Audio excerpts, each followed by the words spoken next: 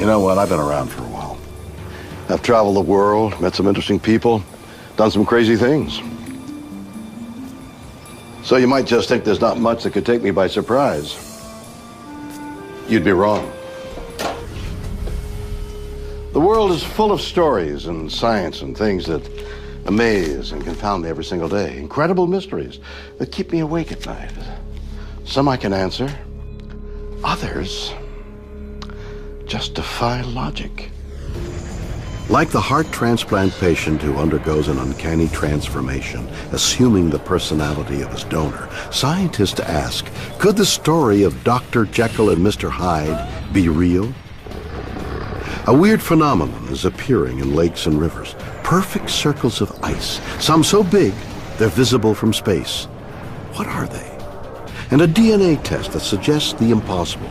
A mother somehow genetically unrelated to her own children. Could the tests be wrong? Or is the truth beyond reason? Could it be possible for a human being to have more than one set of DNA? Yep. It's a weird world. And I love it.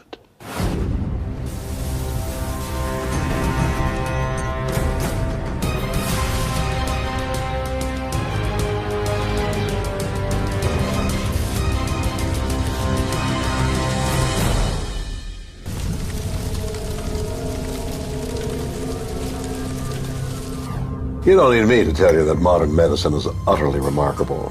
The kind of procedures that only existed in the realm of science fiction 50 years ago are now commonplace. Take heart failure. Still the world's biggest killer, but these days, if you're lucky, doctors can transplant a healthy heart into your chest. Within weeks, you can be up and running with a whole new lease on life, thanks to the kindness of some recently departed donor. Incredible. But as this next weird tale will reveal, transplant patients may be getting more than they bargained for. Not simply someone else's heart, but their personality, too. I had worked very hard and I had sold my soul for the greenback. I was a fat, out-of-shape businessman, not taking care of himself. My exercise regime was going to 2 banks each day to deposit and walking to my office, which was across the driveway from the home we had built. Bill Wall was obsessed with making money. But when he suffered a massive heart attack in 1999, his life changed forever. They told me a number of times I was their worst cardiac case ever. Bill needed a new heart, and on February 22, 2000, a suitable organ became available. The donor was a Hollywood stuntman named Brady Michaels, a fit, focused, passionate man who tragically died doing the job he loved. Brady's death would ultimately save Bill Wall's life. I remember waking up that afternoon very sore, but I had a new heart and I was smiling. I was grinning from ear to ear because I was so thankful, because living in the hospital, you get to appreciate, and if you're smart, you learn love, patience, tolerance, and understanding, because there's so many angry people in the world. But after his operation, Bill says he started acting in strange new ways. Well, the first thing that really shocked me was that day driving to work. I usually listen to classic hard rock, Led Zeppelin, things like that. Don't ask me why, but that morning I flipped it to like a jazz station. And I'm driving to work and I hear this song. And it was Sade, The Kiss of Life. And I started crying and it was like butter going through a knife. And I usually don't cry. It takes a lot to make me cry. And here I was, like freaking out. Bill learned later that his heart's donor, Brady Michaels, was also a jazz aficionado. According to Bill, the transplant didn't just change his musical tastes, it also changed his vocabulary. And it's really funny, I can tell you as a cutthroat businessman, the surfer lingo and dude did not fit into my character. It just, you know, big CEOs or working with people like a Paul Allen or a Jerry Reinsdorf, they didn't know from dude. They didn't want to hear that. He also found he was copying Michael's taste for healthy food. He was a health nut. He was very big on salads. In the old days, if there weren't French fries, if there wasn't a steak or a lobster tail or something fried, it wasn't going to happen. Now, once in a while as a treat, I'll have something like that, but I actually love salads. And one other little thing, when I work out, I found, and when I drive now, I'm drumming and I'm beating, and I never had a beat before. And now I've gotten pretty good with it, especially when I'm in the gym working out. I play my music and I rock in the gym. I'm totally oblivious. Most astonishingly, Bill's new heart transformed him from an overweight couch potato into a physical fitness freak, just like Brady Michaels. Bill believes that in taking Brady Michaels' heart, he has taken some of Michaels' personality. I'm living with a part of him that he's blessed me. And with that blessing has come some ideas and thoughts and characteristics that have kind of melded and become a part of my everyday life. Wow, this is all very weird. I told you it was weird. A guy gets a heart transplant and he believes he got a bonus. You got the donor's personality too. And it's more than the heart. Think about it. There are thousands of other transplants done each year. Lungs, kidneys, livers. If this guy is right, are those people getting their donors' personalities as well?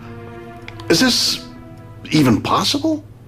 Bill Wall's remarkable story suggests something that common sense says cannot be. Could our organs really store the essence of our being? Can one person's body assimilate the personality of someone long since dead? Psychology professor Dr. Gary Schwartz thinks so. If all tissues could store information and energy, then if a tissue was removed from one person and was surgically placed in another, there would be a transplant not only of the matter, but of the memory as well. Bill's case is not all that unusual when compared to other extraordinary cases.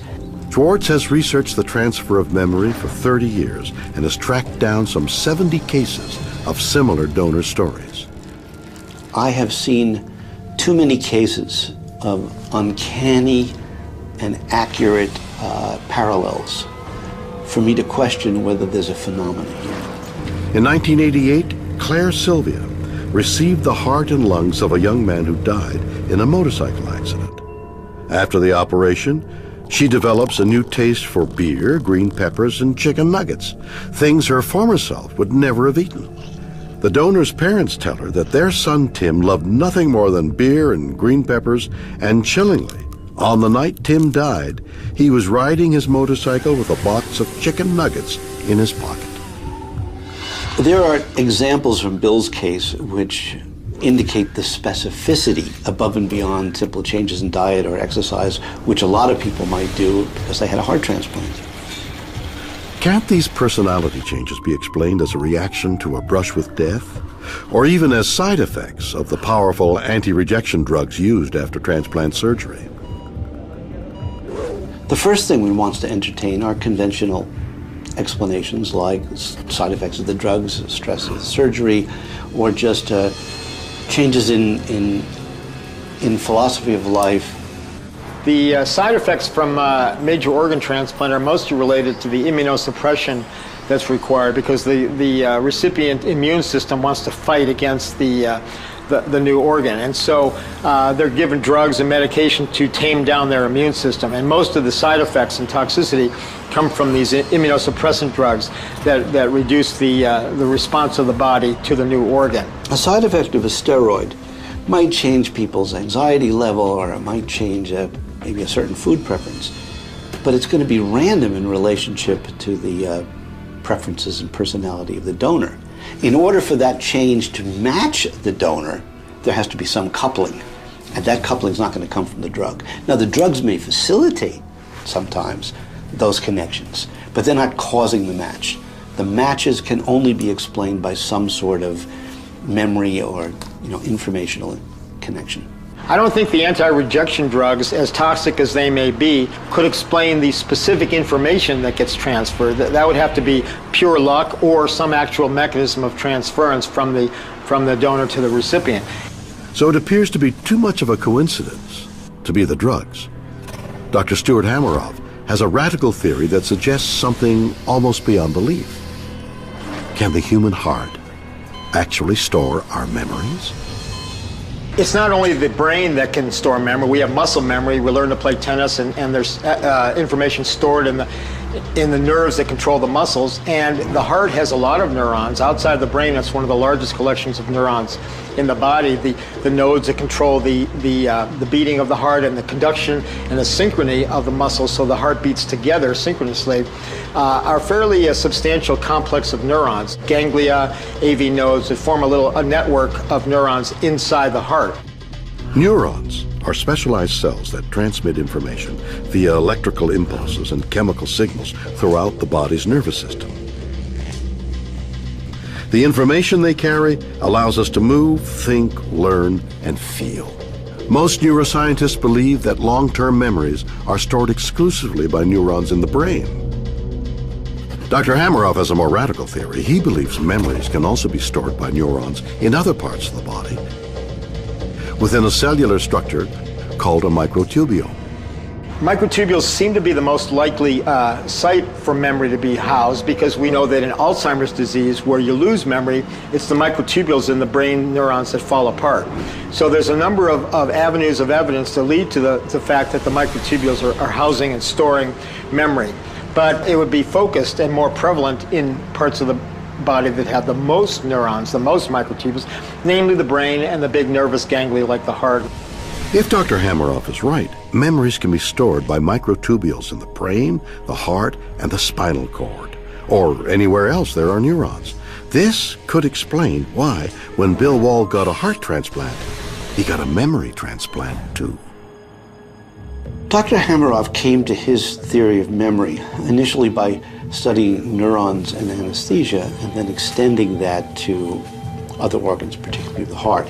So he's looking at a very special case of how a particular component of a cell can have memory.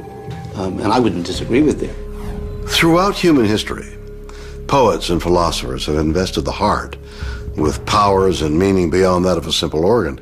In Papua New Guinea, victorious warrior tribes would consume the hearts of the vanquished to absorb their qualities. In the arts, the heart has always been seen as the source of all love and passion. Who could refrain that had a heart to love, and in that heart courage to make love known? That's Shakespeare. The heart is central to our culture, and it is our own center. From the heart, everything flows.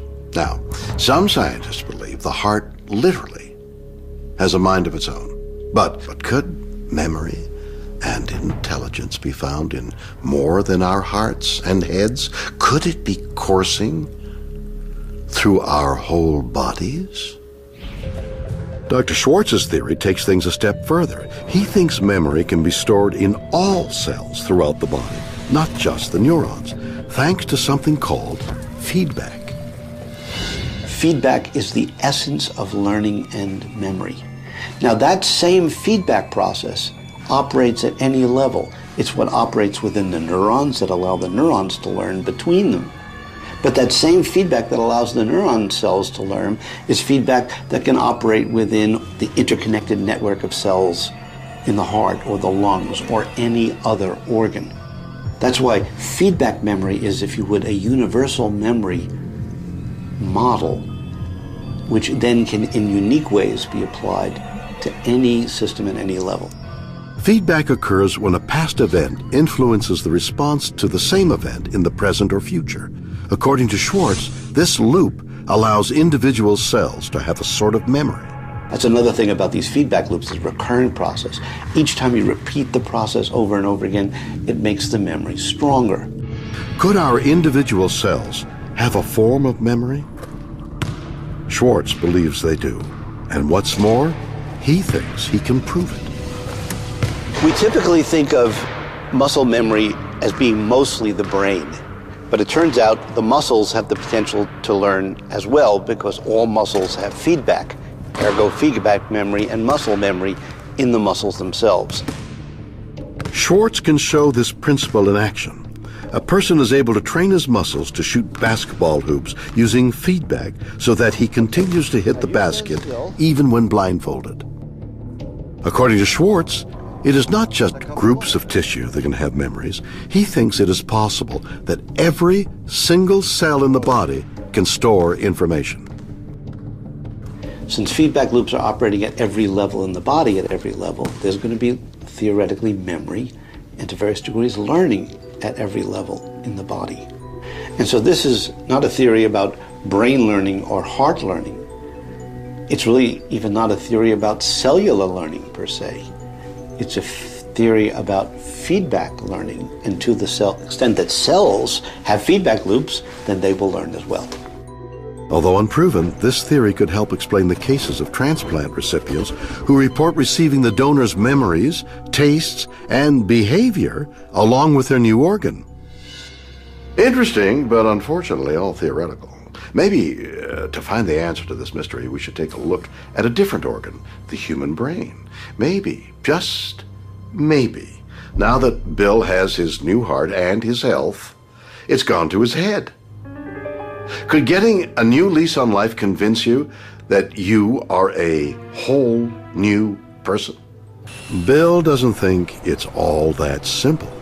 Certainly just getting a transplant and a second chance at life changed me in a major way, but I also totally believe that certain characteristics of my donor have become a basic part of my life, and I feel that this is the cellular memory that's changed my life, and I honestly feel made me a better person, a happier person, and I actually love now caring and helping and wanting to make a difference. Most neuroscientists remain skeptical that cellular memory exists at all. Nevertheless, Bill Wall believes memories, just like organs, can be transplanted. One thing is true, Bill's experiences have definitely been weird, or what?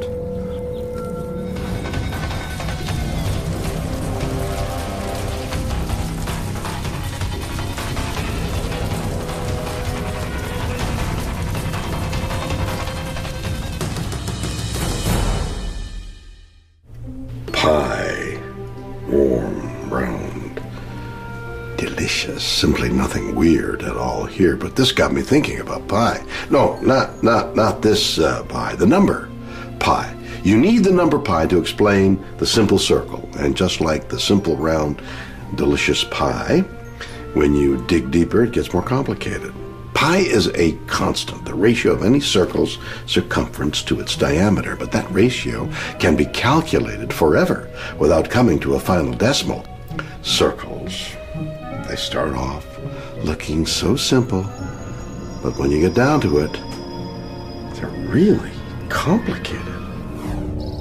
On December 13th, 2007, amateur photographer Brooke Taylor was walking through Rattray Marsh Conservation Area, Southern Ontario. Well, I love to do nature photography, landscapes primarily, creeks and waterfalls and anything that's sort of remote and off the beaten path. When he got to Sheridan Creek, Brooke saw something bizarre, majestic, and totally unexplained. So I was coming down here to see what the creek looked like, and as I was coming around the boardwalk over there, I happened to see it. It was about 6 feet, maybe a little bit more in diameter, and it was turning. Brooke had stumbled upon a strange, beautiful, and mysterious phenomenon. And I was really amazed. It was so cool, a perfectly round circle inscribed in the ice. And so I set up my camera and started shooting. Brooke posted the photo on the internet, and after 150,000 hits, he quickly learned that ice circles were a global mystery found across the US, Canada, Europe, Russia. But what or who was creating them? To Taylor, this similarity to a famous English hoax seemed obvious. Well, I entitled my photograph Creek Circle, Takeoff on Crop Circle, because the crop circles are obviously a little bit mysterious. Perfectly round circles forming naturally in the ice. Come on. It's too good to be true, right? Too perfect, too weird. Surely someone is messing with us, creating ice circles like they would create crop circles. For over 2 decades, strange geometrical designs known as crop circles appeared in British farmland. In 1991, 2 men admitted they were behind the hoax. They created these amazing patterns with little more than a length of rope and a plank of wood. So could the ice circles be the handiwork of human hoaxers, just like many crop circles turned out to be? It's impossible for somebody to generate these circles. The ice is very, very thin, very delicate, very, very fragile. And you try and put any sort of thing to cut the ice, you're going to leave evidence of it, or you're going to have to somehow be standing in the ice or standing in the water to be able to hold whatever tool that you have to cut the circle. So it's Mother Nature doing her finest. Len Zabolansky is an engineer at the Cold Regions Research and Engineering Laboratory in New Hampshire. Their research helps the U.S. military operate in cold climates. Ice is nice. This is what we do day in and day out. We have 3 facilities here that we replicate the different the ice processes in different phases. We're in the test basin where we do flat ice, sheet ice. We have another facility where we bring a river system inside, and then we have a large general research area. Len sees a fundamental problem facing people wanting to hoax an ice circle. Because ice floats on top of the flowing river, there's no support below. The ice doesn't have any strength whatsoever. It's a very delicate process, and it's the water that's sort of holding it together, and there's basically no strength in this. For anybody to try and go out and do that, the ice has no strength, and so he has to basically stand in midair to be able to do this, and that's physically impossible. Zablinski believes these perfect ice circles are formed by a unique combination of natural processes. And for the first time, using a unique experiment, he intends to prove it. The way the ice circle is formed is basically in a back eddy. The ice will follow the water, and if the water goes in a circle, so will the ice. Back eddies can be found on bends in rivers where a constriction forces some of the water to flow back on itself, creating a rotating pool. So the theory goes that in the winter, when ice flows into an eddy, it too becomes part of the rotation and begins to grow and grow outward until it grinds against the surrounding static ice like a grist mill, creating the perfect, beautiful ice circle. And what happens in the winter environment, ice that's coming down into this backwater area actually goes around as well. And as the ice is contributing into this background, it continues to grow in a larger and larger circle. If you look at an ice circles that we've had pictures of, it looks like a vinyl record, because everything is all very circular with different little ridges around. So what's happening is the ice is coming down, bangs into the circle, and it just sort of squashes in, and you get a little ridge. And that ridge just keeps building up in time and getting larger and larger and larger and larger in diameter. Like a grist mill, the rotating ice circles grind against the surrounding ice, creating a perfectly round circle and its mirror image. The 2 pieces will sort of nest together with a little bit of open water between them. And there's a very narrow gap that you can actually see the milling process actually taking place. Len believes this is exactly what happened to create the ice circle in Brooke Taylor's photo. You can actually still see rings. This is the kind of ice circle that we're going to duplicate today. What are these mysterious circles of ice? Are they a natural process of nature? Can they be recreated in a lab? Or does the answer to this bizarre mystery lie beyond our planet? At the Cold Regions Research and Engineering Laboratory in New Hampshire, engineer Len Zabolansky intends to find out with an experiment that has never been attempted before, recreating the conditions that he believes will lead to the creation of an ice circle. What we've created here is the river process that would contribute to the formation of an ice circle. In a temperature-controlled laboratory, Len has recreated the prevailing physical and environmental conditions that existed when Brooke Tyler photographed the ice circle. The water is coming from our upstream reach of the river. It's coming down but we have more water coming into this section of the river than we can actually allow to leave, to sort of create a backwater eddy. What happens is the water coming into our eddy reach, our hydraulic section, is less than the water that we're allowing to release from our control section. So we're continually recirculating. That's the recirculating section. And so a little bit of the water will come out, but the ice will actually stay in and continually recirculate. The back eddy is a rotating pool of water Len believes is needed to trap and grow ice into a circle. We're generating small snow crystals that are settling on the water surface, and that's what we're using to initiate ice. And as the ice forms and creates and circulates around, we're controlling the amount of ice that we're generating so we're not plugging up the system. The snow acts like a seed and helps ice crystals to form in the flowing water. And one submersible pump, and as the water comes around, it just shoots it forward along with the ice down into our eddy section. The experiment begins. Will Len's River form an elusive ice circle? See, there's a piece of ice that just started spinning around in our circle. And it will continue to build.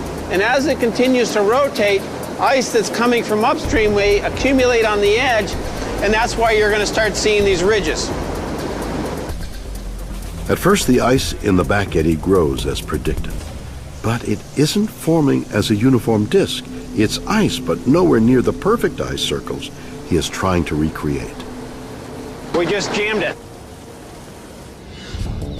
Joe Dislodges is a fluvial geomorphologist, or river expert. He believes he has a better theory to explain this weird quirk of nature. Let's not assume the most wild to start with, and let's start thinking about the true explanations that really help understand these, and that is the science. But can science explain the 3-mile-wide ice circle in Russia's Lake Baikal?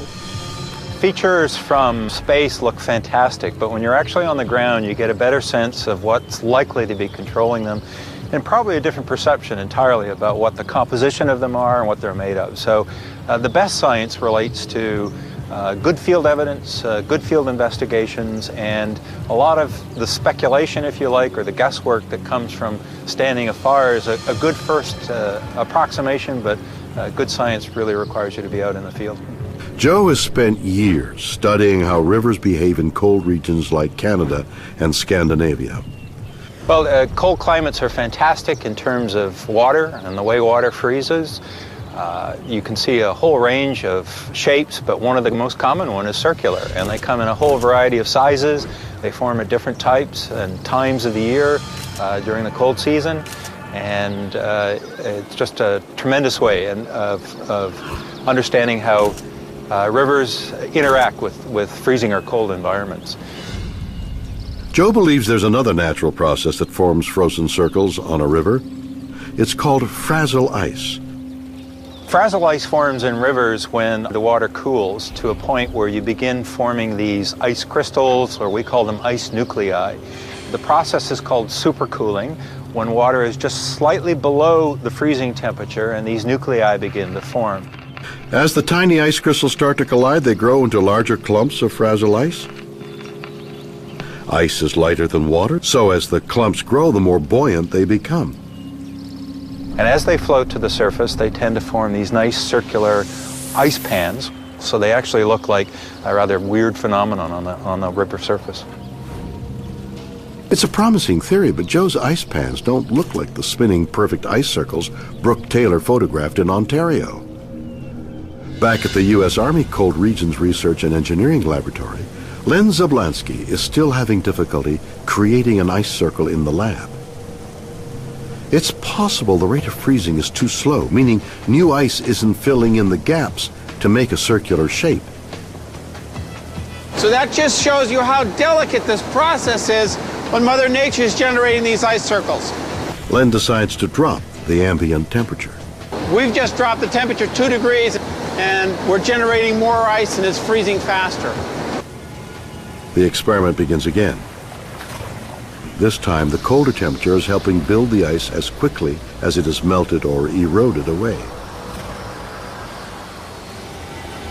You can see that some of the ice is starting to freeze into a circle. As Len predicted, the ice is growing, thanks to new ice crystals joining from upstream and sheet ice growing out from the circle itself.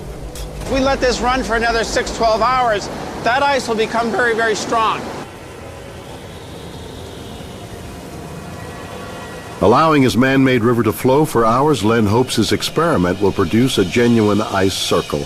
The results are remarkable. This is the first time we've created an ice circle of this quality in the lab. Sometimes we've been able to kick out, sometimes we almost had it, but this is the first one that's actually starting to become circular. This is because it's starting to be mature. For the first time, Zablansky has shown one way ice circles can form. But many of these beautiful natural phenomena remain mysterious, and not just on Earth. In 2010, NASA discovered circular grooves hundreds of miles wide etched into the surface of Europa, Jupiter's icebound moon. And that, for now, will remain weird. What?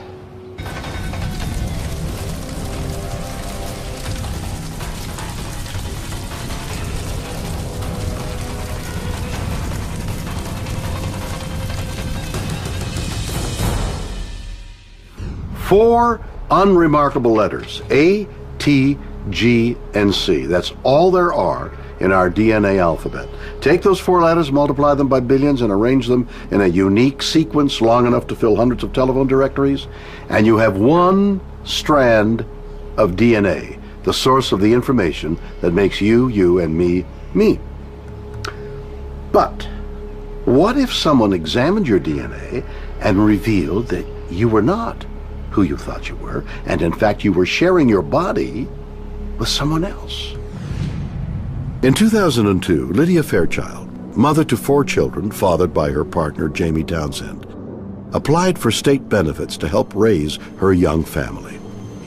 In accordance with state law, Lydia and her children had DNA tests to prove parentage. At conception, we inherit half our DNA from our mother and half from our father. When all is normal, every child will have a genetic inheritance that can be easily traced to both parents. But Lydia's DNA results would prove to be far from normal. I got a call, and the prosecutor had asked that I come up to the office. He started asking, like, was I trying to do fraud by getting help from the state because these kids aren't yours? And I stopped him for a minute. I was like, what do you mean these kids aren't mine? And he says, well, the test came back. Jamie is the father of all the kids, but you are not the mother. The tests were repeated twice more, but both times the results were the same. Jamie was the father. None of the 4 children appeared to be related to Lydia. I was so scared. They said that they were going to take it to court because they didn't find that I was telling the truth. They thought that I was lying. The state prosecutor started an investigation, and Lydia found herself in front of a judge. The judge looked at me and he says, are these your children? I said, yes, they are. I got pregnant, I carried them, I delivered them. The doctor has ultrasounds of them being in my stomach. The judge said, you opened a big can of worms. He's like, we don't know what's going on here, but we're going to figure it out. He said he wants me to go down to a special lab and had DNA tested on me and my children again. But now not through the nurse, through the prosecutor's office, where she could possibly be making this mistake. Despite overwhelming evidence supporting Lydia's claim, 4 DNA tests show that she is not the biological mother of the children she gave birth to. But why? First and most obvious reason to be explored, the possibility that the DNA tests could be wrong. To be told that DNA is essentially foolproof is very problematic. Dr. Carrie Bowman specializes in the ethics of medicine. Many people in medicine, and I'm one of them, would say nothing in medicine is 100%. It can get close to it, but it's not 100%. The talk, though, with DNA is that there's an exception, and that DNA is virtually foolproof as a testing strategy, when in fact, they may be rare, but there are exceptions to that. So in fact, did Lydia really have a fair consent process? I would say not. Parental DNA tests themselves are more than 99% accurate, but humans can and do make mistakes. Had this happened to Lydia's tests? My first thought is perhaps somehow the samples got screwed up. Maybe they mixed up her DNA sample with some other woman's, and then when they tested it, of course it would show that it wasn't her kid.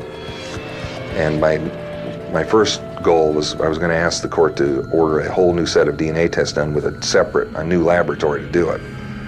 See if a second laboratory came back with the same problem. Medical mix-ups do happen. In 2002, Linda McDougall from Woodville, Wisconsin, was diagnosed with breast cancer and underwent a double mastectomy. However, 2 days after the operation, doctors told Linda it had all been a mistake.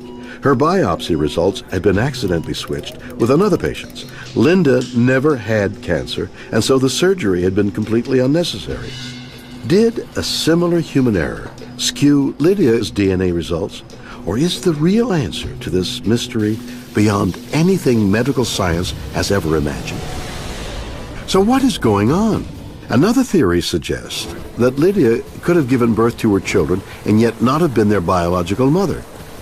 It is speculated that Lydia was an IVF surrogate. So what a surrogate pregnancy is what used to be called test tube babies. When egg and sperm are introduced outside the womb in a lab condition, put together, they create an embryo, and that embryo is then put into the uterus of a surrogate mother. So this woman has no biological relationship to the child that she is carrying and will eventually bear. But why would Lydia have carried the fertilized eggs of another woman 4 times over? It certainly wouldn't benefit fraud. IVF itself is extremely expensive, and to speak in American dollars, you could easily be talking about $30,000 or $50,000. And how someone like Lydia Fairchild would want or could possibly do this to create some kind of welfare scam, I can't even imagine how that would work. The costs simply don't line up to whatever benefits someone could pull from this in terms of a welfare scam. It doesn't make any sense. And as Dr. Chitayat explains, IVF is not something that can be done at home. It's impossible to do in your kitchen in vitro fertilization. You have to stimulate the ovary of the mother, and you have to make sure that you don't overstimulate, because then it will produce huge cyst in the ovary and can cause her to have dehydration and even death. So it has to be monitored very carefully by experts in this field. There's an even bigger problem with this theory. The father of all 4 of Lydia's children had been confirmed as her partner, Jamie Townsend. It wasn't logical that somebody would hire Lydia to carry surrogacy and then have them all fathered by Jamie Townsend. Why would they pick him? And besides that, the children didn't go off to live with the contracting people who had hired Lydia to be a surrogate. It was just illogical. I mean, it could have been an explanation that she was a surrogate parent, but I'd asked her, was there any surrogacy contract between you and anybody else? No. She was adamant she was not a surrogate parent for anybody. None of the theories seemed plausible, and the case seemed destined to remain as mysterious as it was bizarre, until Lydia's attorney discovered something almost too weird to be believed. A description in a medical journal of a rare and almost unheard of genetic condition only known to affect around 40 people in the whole world. Something called tetragametic chimerism. I was doing a little trolling on the internet and wondered if maybe it fit our scenario.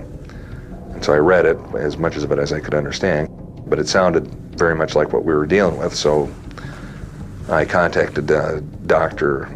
Kruskal, who was one of the authors of the paper. She's now deceased, and introduced myself on the phone and said, I think I've read your article, I think I have a case very much like it. Of course, they were intrigued about it, so could I send you the test results we have, and maybe you can give us some insight of what's happening here. One way a chimera can form is when 2 separate eggs are fertilized by 2 sperm and then merge to form a single embryo. Put simply, it's 2 non-identical twins merging very early on in pregnancy. Their 2 sets of DNA are then intermingled throughout the body. If Lydia Fairchild was a chimera, it could explain how her biological children have different DNA. They would have inherited one set of DNA from one area of her body while the laboratory sampled other areas that contained a completely different set of DNA. Well, everybody then, I think, is when they kind of stepped back a little bit more. The prosecutors were confused. Now, you know, all this time they've been trying to take them from me, and I can just see on their faces like, whoa. You know what I mean? What did we almost just do? The problem with chimerism is that you have to actually do biopsies from different body organs, liver, kidney, intestine perhaps, and find out if all of them contain the same genetic material as we check in the blood. Lydia was sent back for more DNA tests. This time, they took samples from all over her body. And my hair, blood, and swabs from my cheek came back as the same DNA, but my cervical smear came back as a different DNA, and it was actually the DNA that matched my children. The chimera theory was confirmed, incredibly. Lydia Fairchild has two sets of DNA. The DNA in Lydia's ovaries being completely different from the DNA found in the rest of her body. Lydia Fairchild shows that DNA testing, fingerprintings may not be perfect. So what happened in her was that the ovaries were produced by different cells than the cells that produced the white blood cells and the platelets in her blood. So those ovaries produced her children as if they are produced by her sister, but her blood contained completely different DNA. And your ovaries are what hold your eggs. So when your egg comes down and then you get pregnant, your child is going to carry the DNA that's in your ovaries. And my ovaries is actually my twin's DNA. And that's when I was like, my twin, what are you talking about? I don't have a twin. And that's when they kind of broke it down about what happened. Amazingly, Lydia's children had inherited their DNA from the non-identical twin that Lydia's embryo fused with just after Lydia was conceived. There was a final court hearing, and the judge, he granted me my children, that I am the biological mom of my kids, and I remember crying so bad that I finally won. After all that fighting I did, I believe it was 2.5 years I fought for my kids to keep them in my life. Lydia's world had been changed forever. She is one of only about 40 people on the planet known to be a chimera. If I never did that DNA to determine if he was the father or not, I would never known today that I was chimera. I mean, I would never know. I mean, I would still be living, not ever knowing that I had two DNAs. So it's very interesting how she broke it down for me about what had happened. Doctors believe there are many more as yet unidentified chimeras out there. Could someone you know have an extra set of DNA they got from their own embryonic twin without them even knowing it? Weird or what?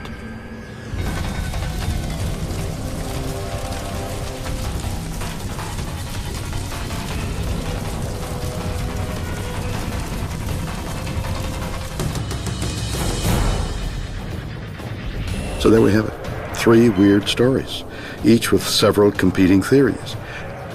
A man undergoes a life-saving heart transplant procedure but gets more than he bargained for. A new organ and a new personality. Is this simply psychological? Or the side effects of medicinal drugs? Or can the heart or even individual human cells store a person's memories and characteristics? Around the world, perfect, beautiful spinning circles of ice forming in lakes and rivers. Are they the winter cousins of the infamous crop circle? Or does science have the answers? A mother is revealed to be genetically unrelated to her own children. Is she trying to commit fraud? Or is she the victim of a series of DNA mix-ups? Or are we dealing with a rare and extraordinary genetic oddity? Join me next time for more stories that will undoubtedly be weird or